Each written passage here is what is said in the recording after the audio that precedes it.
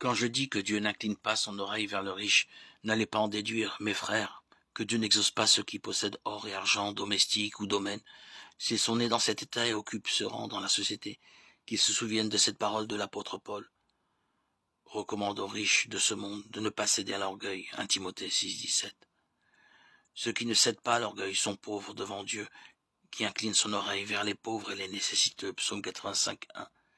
Ils savent en effet que leur espérance n'est pas dans l'or ou l'argent, ni dans ces choses dont on les voit regorger pour un temps. Il suffit que les richesses ne causent pas leur perte et que si elles ne peuvent rien pour leur salut, elles n'y soient du moins pas un obstacle. Quand donc un homme méprise tout ce qui sert d'aliment à son orgueil, il est un pauvre de Dieu, et Dieu incline vers lui son oreille, car il sait le tourment de son cœur.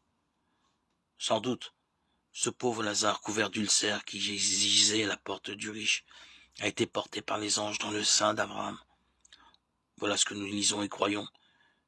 Quant au riche qui était vêtu de pourpre et de lin, fin et festoyé splendidement chaque jour, il a été précipité dans les tourments de l'enfer. Est-ce vraiment le mérite de son indigence qui a valu au pauvre d'être emporté par les anges? Et le riche a-t-il été livré au tourment par la faute de son opulence? Il faut bien le reconnaître. En ce pauvre, c'est l'humilité qui a été honorée. Et ce qui a été puni dans le riche, c'est l'orgueil.